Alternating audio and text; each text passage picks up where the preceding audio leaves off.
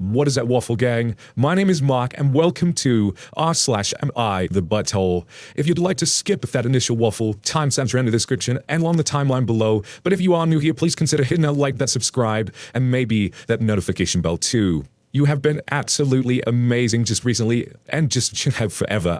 Let's not downplay what you've already done for me, so thank you so much for everything you've done. It's been absolutely amazing, and, I can't thank you enough for it. So, with that being said, let's just get straight in to today's stories. Much love, guys. Our first story is from Pickup Truck. Am I the arsehole for telling our new neighbor my son doesn't work for her and her daughter? This has been going on for 2 long months now. We have a new neighbor who's a single mother in her late 40s and a teenage daughter. They're both lovely, and she told me that she got divorced not too long ago. Her family lives in another town, and she's beginning her life as a single mother. My son, 16, has been helping them since day one. He helped them move their stuff into their new house and even unpack boxes. She would have him go to the grocery store with a list of things she and her daughter needs. She asked him to fix a door handle / take away the garbage, fix her car, move stuff to the backyard, clean the garden, and so on. She wouldn't stop asking for favors here and there. She'd knock on my door and borrow him for a few hours. Then he comes back at about 6 hours and stuff to study and barely take care of his own mess. He has math exam this week, and he started to concentrate on it, which is difficult and takes time. Our neighbors called me to send him to her house so we could help her move furniture and carpets. She has huge carpets that are so heavy to lift. I told her he was busy studying for his exam, but after 30 minutes, I saw our daughter asking at our door for my son to come and hang out with her. My son said it was okay since he had been gone for an hour. Next thing I knew, he got back at 9 p.m. That's 5 hours later, looking wet and extremely tired and worn out. He told me our neighbor had him clean up furniture and carpets, about 5 to 6 heavy carpets, and clean the entire living room after. I was so mad, my son couldn't even finish studying. He took a bath and went to sleep instantly. I called my neighbor and raised my voice because I was really mad at her for making my son exhausted and causing him his math exam the next day. I told him my son doesn't work for her and her daughter and to stop calling and sending her daughter to our house, and I hung up. My husband spoke with her and he was furious. Said I have no respect for our neighbor and I shouldn't berate her for just needing some help, and I have no right to not let her daughter into our house. My husband said I shouldn't say anything since our son is okay with it. He's not. Although he said nothing, he's not the type that would talk about what bothers him and instead just do what others ask of him. I know they need some help and things like that, and everyone needs help in some time, and there's nothing wrong of asking for it, but you have to know your limits and when you're going too far, and I think these neighbors did exactly that. And don't get me wrong, OP's son is an amazing, kind-hearted boy. And we need more people like that in the world right now. But at the same time, he will need to learn to stand up for himself. He will need to learn when to say no. If he really wants to say no, he needs to learn to do it. As we all know, the world can be an incredibly hurtful place right now. And I know it shouldn't be that way. And we shouldn't have to be on the constant defensive. But I'm afraid we do. It's just the times at the moment. And for that reason, and it's going to sound harsh, I'm going to go with an everyone sucks here, just because of that really, that the son should really stand up for himself. And I'm not, and it sounds like I'm being really harsh towards him, but that is a very soft everyone sucks here, because really what I think that the boy does is absolutely amazing, so. But let's have a look at the comments below to see what they say. It's just another girl says, not the arsehole, he's not their slave. Who the fuck expects a random kid on the street to do many hours of chores for free? Have your kid learn to say no and respect his own boundaries. Out of 82701 says, not the arsehole, she can be messing his future up if he can't stay for his tests. Also, neighbor's daughter lied to your son. D-Logo says, everyone sucks here. I agree with some of your objectives, but not with your methods. Number 1, your son needs to learn to say no. It's a critical life skill. 2, you need to have this discussion with your son. You've been taken advantage of, and this is a great opportunity for him to learn to recognize that. 3, you're trying to solve your son's problem from an age when he should be learning to solve them for himself. Don't yell at other people. Talk to your son about what's going on and what you're concerned about. Your neighbor is clearly exploiting your son and using her daughter to do so. And I need to sort of go back to my point there and say, yeah, I'm not saying the son is the one who sucks. I'm saying that the parents should be maybe assisting him to recognize this, just like that post just said there. It's all played out for me a bit. And Princessity says, not the arsehole, your husband can slave himself. Talk to your son and tell him you'd like for him to focus on himself, and he doesn't owe anybody anything now.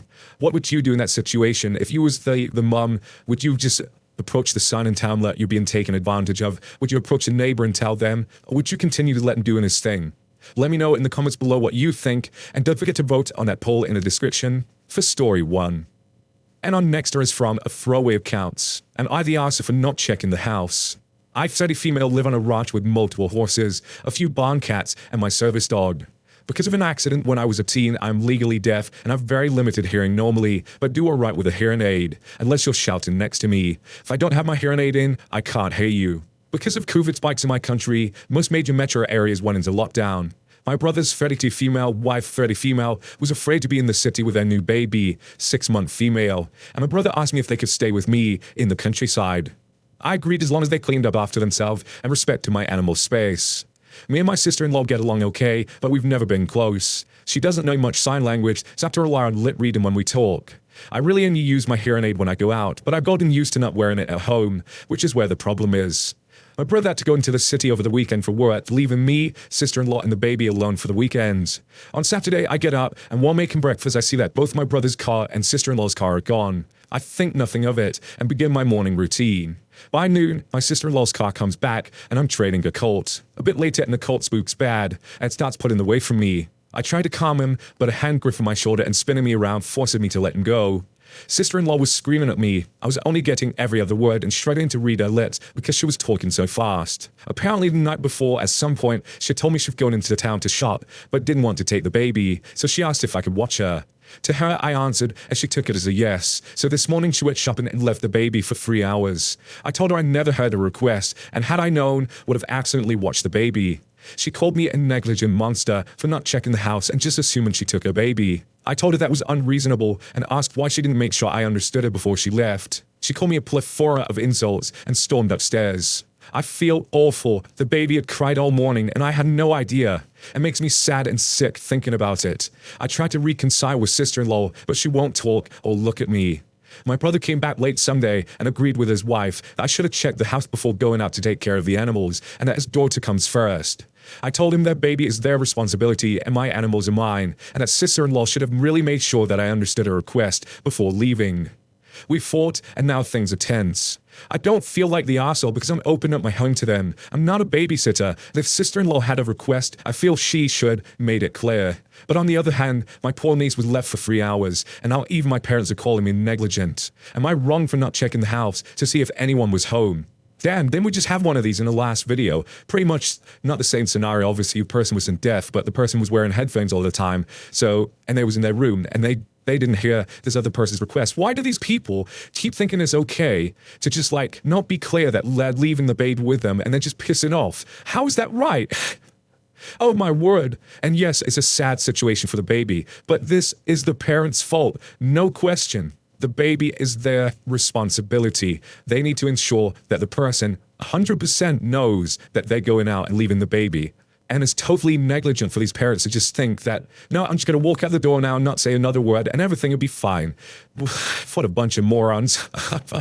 Spooky Bay says, not the arsehole at all. Your brother and sister-in-law should be ashamed. I don't have children, but if I did, I would never just leave them in the morning before who I thought was going to watch them was out for the day, and I double-checked that they remembered/still agreed. You're even more excused because you can't hear. Why would you check your own house for a child that isn't yours? And why would your sister-in-law not get you to verbally say you would watch her? That's insane. Honestly, I would tell them they need to go back to their own home if they're going to treat you so unfairly when you're sheltering them out of the kindness of your heart. I feel bad for your niece, but this was in no way on you. Flippin' Freddy says, okay, so you were nearly deaf. They know this, and in no way did sister-in-law find it necessary to confirm that you heard or understood that she wanted to leave the baby. She most likely said something, even if she did, when you had your back turned or in another room. Nothing was your fault. It's their child and their responsibility. She should have checked with you even before leaving the house that you would watch the baby. Being hard of hearing, there was no guarantee you would even hear the baby cry. And no, you do not have to check your whole damn house before you go outside. They know your condition. They knew you had animals to take care of. They knew they are completely wrong as parents. Worst case scenario, you explain this to CPS/police. They would agree the parents were in the wrong. They should have confirmed before leaving their child. You are not a babysitting service. You are not a bed and breakfast. You are not responsible for their family in any way. They messed up and they owe you an apology. Honestly, send them back to the city. They are not worth the drama. Not the arsehole. Grim Drake says, not the arsehole, and then quotes, she called me a negligent monster for not checking the house and just assuming she took her baby. This right here is bullshit. She is the parent. That baby is 100% her responsibility, not yours. Any reasonable person would assume a mother didn't leave her baby at home without making arrangements first. Since you didn't hear her ask, there's no reason you would ever thought the baby was with you. This is completely her fault in my opinion. If I needed to leave a 6-month-old child with someone else, I'd be given a laundry list of instructions about feeding, changing diapers, and other things. No way, not in a million years would I leave my baby with someone after a single question. On top of all this, even if she did think you agreed to watch the baby, she apparently just left the baby alone in a room and walked out. This is unconscionable in my opinion. If it were me, I'd make for damn sure someone was actually with the baby or make sure they were aware the baby was sleeping, if it was, before I just left the house. You don't just walk away leaving an infant alone without making sure someone is keeping an eye on them in some way. It bothers me how utterly negligent she was here and how much she's trying to blame that on you. Now, we've had a story just like this in the last one. What do you guys make of this story? Let me know in the comments below. I thought it was slightly different with a person being deaf and all. And what would you do in this situation if you was AFP and you was being blamed for this? How would you approach it? I think I would just kick them out and be done with it, you know. She sounded like she had a nice, peaceful life before all this, tending their animals. And what are barn cats? Am I being stupid there? Are they just cats that live in the barn? But I don't know. Let me know what you guys think in the comments below, and don't forget to vote in that poll in the description for story 2. And our next story is from a throwaway account. And I the arsehole for telling my sister it's her fault for being harassed by a creep. So my 20-male sister is 17, and she was walking the dog in the park the other day. Basically, she ends up giving a number to some random guy who approached her. This is what she said happened. She's walking in the park and a guy was near the bench, and 5 minutes after she walked past, the same guy ran up behind her. Then she stopped to pretend to fix her shoe because she didn't want this guy running up behind her. I do kind of get this because I get girls have to be on guard a bit when they're out. Anyway, the guy starts complimenting her and trying to chat her up. My sister just says she's speaking to someone and she's in a rush to get home. Then the guy said that he wants to talk to her sometime, so can he get a number? My sister stupidly gave this dude the number, even though she doesn't want to talk to him. Like, what was she thinking? Obviously, if you're going to give someone your number, they're going to call you. Anyway, she said she gave him the number in the heat of the moment because she needed to go, and apparently he wouldn't stop chatting to her. Her plan was to give the number, then block it. So I found out tonight the dude has called her 6 times, but then she blocked the number. Now he called her via a different number. She's now worrying, saying she's scared to go to the park in case she sees this guy, and she's acted like a victim even though she gave the number out to him. Like, it doesn't make any sense. She didn't need to give the number out, but she did. Now she's going on about the expected consequences. I haven't really said much in my house about the matter because my mum is pretty much siding her, saying that when you're a female and alone, you're gonna be scared when this shit happens. I do think that's a good reason to give the number out though. Now, you know, this one had me at the title. As a you're the arsehole, as soon as I read that, I thought, oh god, I'm gonna have to read it anyway. What I'm getting, the feeling I'm getting is you're just victim blaming. I'm not saying that the guy wasn't an absolute creep. You know, he might just been a genuinely nice guy who just wanted to get in contact with her. But she felt threatened. It was the way she was feeling. She didn't feel comfortable in the situation, which is totally fine to feel that way. If you don't feel comfortable in it, and she was, as she said, the heat of the moment, she's just going to give that number out just to get away from that situation because she's not feeling great about that. Sure, she could have gave out a fake number or something like that, but it was the heat of the moment. She was scared, so she gave out this number just to get away, and then she thought she'd block it later. And now she's scared of going to that park again because he might be there. And you know, he might be. We don't know what this guy is like. All we know is he's following her and complimenting her, which does sound quite creepy to me. But on the other hand, he could be just genuinely being nice. We don't know that. We can't downplay this girl's feelings to the way she's feeling. I mean, she's 17, feeling vulnerable, and OP is just saying, you know, suck it up, don't give me a number, and sort him out kind of thing. No, it just doesn't work like that. Wow. Let's have a look at some of the comments to see what they say. Judge Jed says, you're the arsehole. You realize women have been killed for saying no, right? The guy's gonna go to this link to get in touch with her when it's obvious she doesn't want to talk to him. Who knows what you would have done if she said no to not giving her number out? You're not female, so you can't understand what it's like for them. It's honestly as dangerous as they say it is.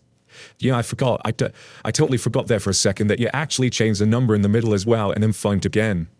Yeah.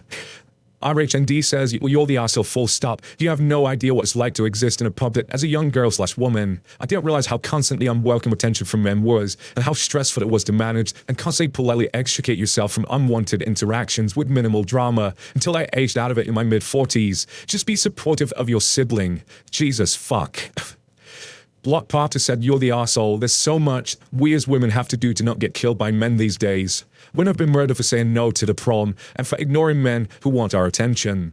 She told you the reasons why she gave him a number, and they were valid. When she blocked him, it was his choice to be a stalker and contact them via another number, not your sister's fault. Starred and Feathered said, "You're the asshole. This is called victim blaming. Women have literally been murdered for rejecting someone in the moment, so yeah, she did what she felt she had to do to get out of the situation safely. You really have no empathy for your sister and no genuine concern for her safety."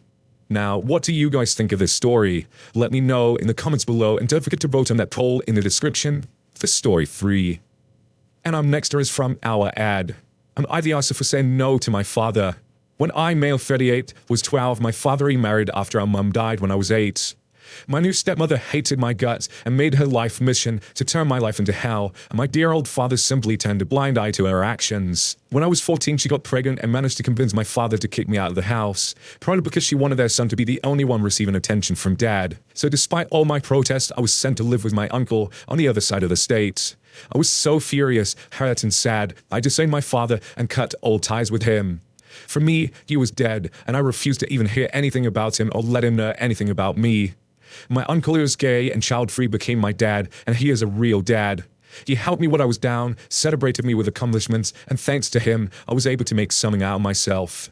Well, 2 years ago, my grandpa passed away. My uncle couldn't go to the funeral due to being in hospital after a car accident, so she asked if I could go in his place, since that's a vacation day to my job, and I said yes. At the funeral, set in the back, I saw him for the first time in 22 years. And boy, he looked like a living dead, and nobody was sitting next to him. After the funeral, we had a small gathering at one of my aunt's house where I was informed about what happened on the last 22 years.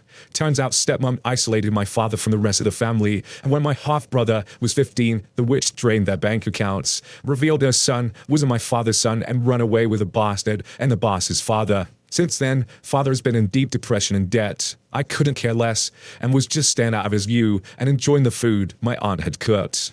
At some moment, father came to notice my presence and rushed to hug me. I'd be lying if I say I didn't see his eyes shining when he saw me. I didn't have back, but after some time, he invited me to sit on the couch and talk. The talk was basically a 45 minutes of the most sincere apology I have ever heard, and then he asked me if we could try to mend our relationship. I said no. The fact he turned a blind eye for the things his ex-wife did to me, and he didn't even protest against, and sent me for the other side of the state, far away from all my friends, was too much for me to forgive and forget. Yeah, I am that kind of person. When I got back home, my uncle told me about my father's meltdown. He understood, but was disappointed, and so were my aunts. So Reddit, am I the arsehole? Finnery is real says, not the arsehole, super not the arsehole. If anyone tries to play the, but he's your family card, turn it on him and ask, if we're family, why did he insert everything he did? Take a breath, you're not the arsehole here. Simply Me says, not the asshole, he had 22 years to apologize and be an actual dad and stand up for you. Where was he during those 22 years? His wife isolated him and turned a blind eye. Where was he when he let her kick you out 15 to your uncle, who thankfully turned out to be a great man? Where was he after she left him and failed to show up and apologize? He made bad decisions, and I was reaping what he sowed. Taekwondo says, not the arsehole. He had chances to reach out after she left. He didn't. He shouldn't have treated you that way in the first place. Granted, I know this is only your side of the story, but he could have reached out plenty of times. Assuming that after 22 years, you should humor him at a funeral was selfish of him.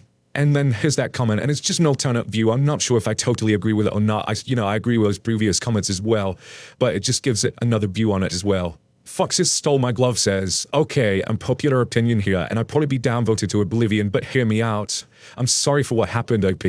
What happened to you was awful, even though you were lucky and ended up with your fantastic uncle. No one should have to feel abandoned by their parents. But just take a moment to consider, how was your father before stepmom arrived? Was he a good father? Did you ever have any issues with him? I asked because the stepmother was obviously abusive. She separated him from his family, isolated him, emotionally abused him, used his children against him, and then drained him financially before leaving. She could have said all sorts. Maybe your dad was even made to think sending you to your uncles was better, otherwise stepmom would have been worse to you, and on some level, your dad tried to protect you from that. This woman also held his newborn son over his head too. On a big level, this was not his fault. Nobody deserves an emotionally abusive relationship, and oftentimes the abused party simply cannot help it.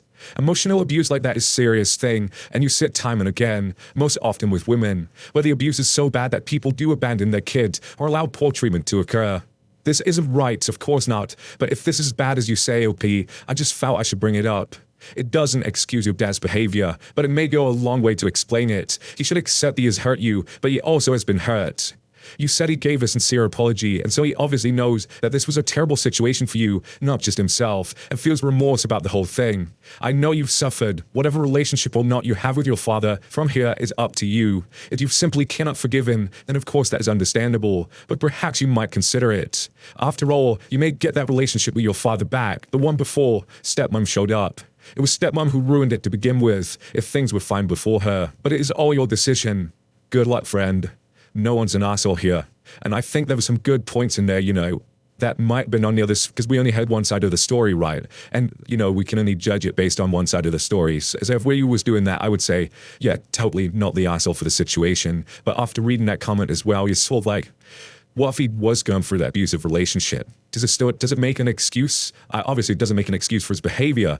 Like the comment said, it does explain what might have happened. Potentially. Too many ifs and buts, I know. But what do you guys think of that story? What would you do in that situation if you was OP? Let me know in the comments below, and don't forget to vote in that poll in the description for story 4. Once again, guys, I appreciate you. I hope you do anyway, because I really bloody do. Thank you so much for being here today, you lovely bunch of people, and hopefully I will see you tomorrow. Is a date. See you next time, guys. Much love to you, and see you in the next one. Goodbye.